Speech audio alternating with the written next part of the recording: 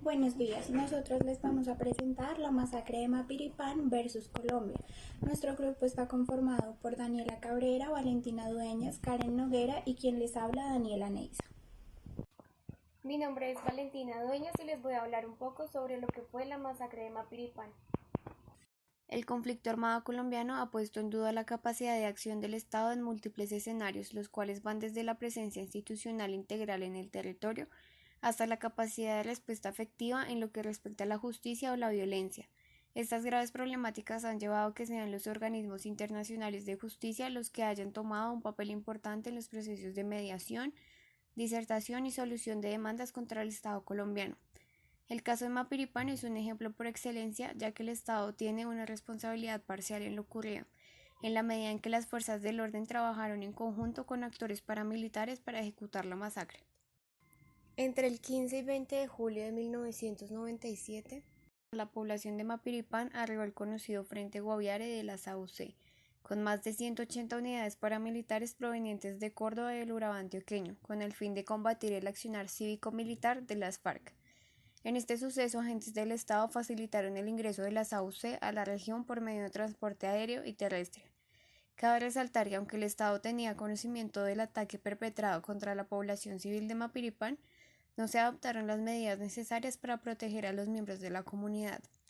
Durante los 6 días que duró la masacre, los paramilitares allanaron una serie de viviendas en búsqueda de material probatorio que asociara a los residentes con el accionar de las FARC. Cualquier tipo de documento o libro bastaba para acusarlos como colaboradores de la insurgencia.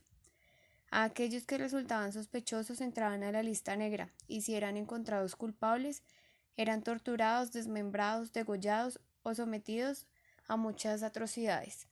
Los paramilitares, para borrar el rastro de su barbarie, arrojaban los cuerpos descuartizados de sus víctimas al río Guaviare. Esto, además de ocultar su rastro y dificultar la identificación de las víctimas, también tenía como función generar un profundo terror en la población. Tan solo el 21 de julio los colombianos se enteraron a través de los medios de comunicación sobre lo ocurrido en Mapiripán. Sin embargo, el 23 de julio, 3 días después de la masacre, las fuerzas militares hacen presencia en la zona, informando en un principio que no se encontraban rastros de algún tipo de alteración al orden público, negando así todo el suceso de la masacre. Mi nombre es Daniela Cabrera y les voy a hablar acerca del juicio ante las autoridades nacionales en la masacre de Mapiripán. Sobre el juicio ante autoridades nacionales. La Fiscalía, a partir de la Unidad de Justicia y Paz, determinó la culpabilidad de las AUC en la masacre y formuló la imputación de cargos a los cabecillas de esta organización. Esta también, en 1999, determinó que la masacre de Mapiripán se dio accidentalmente, ya que su objetivo era Caño Jabón, considerado foco de las FARC. A pesar de que las investigaciones se iniciaron en 1999, las principales sentencias se dieron en el 2007.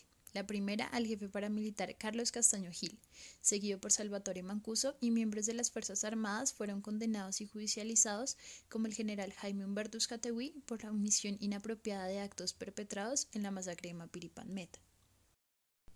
Al abordar el análisis de esta sentencia a la luz de los derechos humanos, cabe resaltar principalmente que las víctimas de esta masacre fueron los pobladores de la localidad de Mapiripán y sus familiares. Los representantes de estos fueron el colectivo de abogados José Alvear Restrepo, el Centro por la Justicia y el Derecho Internacional, y el Estado demandado fue Colombia.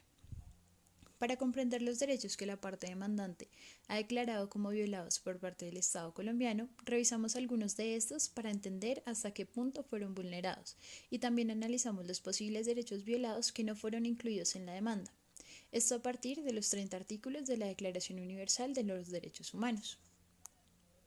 La sentencia de la Corte Interamericana de Derechos Humanos señala que los artículos violados en esta masacre fueron: el artículo primero en cuanto a la obligación de respetar los derechos, el artículo 25 acerca de la protección judicial, el artículo 4 del derecho a la vida, el artículo 5 del derecho a la integridad personal, el artículo 7 del derecho a la libertad personal y finalmente el artículo 8 en cuanto a garantías judiciales.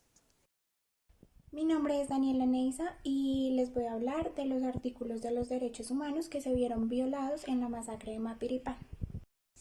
Para ello, se revisaron los artículos de los derechos humanos, encontrando que 3 de ellos fueron violados en la masacre de Mapiripán por parte del Estado colombiano.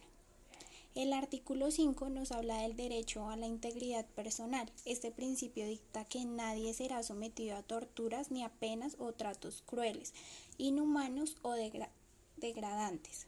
En Mapiripán, los 6 días que dura la barbarie, los paramilitares eran quienes se encargaban de tratar cruelmente y torturar a los habitantes de Mapiripán y posterior a esto los asesinaban. Por ello, este derecho se vio violado.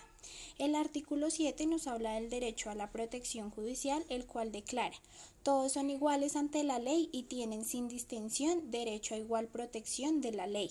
Este derecho fue vulnerado por el Estado colombiano en la medida de que las acciones judiciales que se realizaron no fueron concluyentes y condenadas. Los juicios y condenas de esta masacre en Mapiripán se dieron mucho tiempo después de la barbarie. Por eso este derecho fue violado. Y por último, el artículo 1, que es el derecho a la vida, este declara que todos los seres humanos nacen libres e iguales en dignidad y derechos dotados, como están de razón y conciencia. Deben comportarse fraternalmente unos con los otros. Este fue violado tanto por paramilitares como por el Estado colombiano por omisión, ya que no protegieron las vidas ni la integridad de la población de Mapiripán, ya que dieron luz verde a un acto repudiable de violencia. Posteriormente, y teniendo en cuenta todo lo anteriormente mencionado por mi compañera, es evidente resaltar que fueron violados de manera sistemática los derechos humanos y por tal motivo dicha demanda tiene sustento jurídico a nivel internacional. Dentro de los derechos internacionales que fueron violados en el lamentable hecho de la masacre de Mapiripán se encuentran artículo 9, en el cual se expone que nadie podrá ser arbitrariamente detenido, preso ni desterrado, cosa que evidentemente ocurrió durante la masacre de Mapiripán, ya que muchas de sus víctimas antes de ser ejecutadas fueron detenidas y sus familias fueron desplazadas, esto aún bajo el pleno conocimiento de las fuerzas del orden.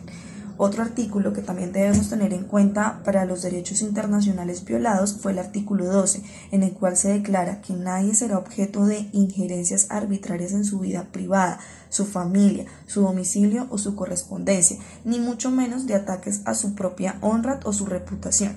Este hecho también sucedió y fue violado durante dicha masacre, ya que los paramilitares, en complicidad con el ejército, allanaron varias viviendas de los pobladores del municipio buscando entre sus pertenencias algún tipo de vínculo con las Fuerzas Armadas de Colombia, FARC. Con base a lo anterior, hay que destacar que la Corte Interamericana, en cumplimiento con la jurisprudencia, acatan de manera concreta los convenios americanos del derecho humano y que como tribunal internacional aplican e interpretan los derechos humanos a partir de una noción de caución compuesta que resguarda compromisos de carácter fundamentalmente objetivo.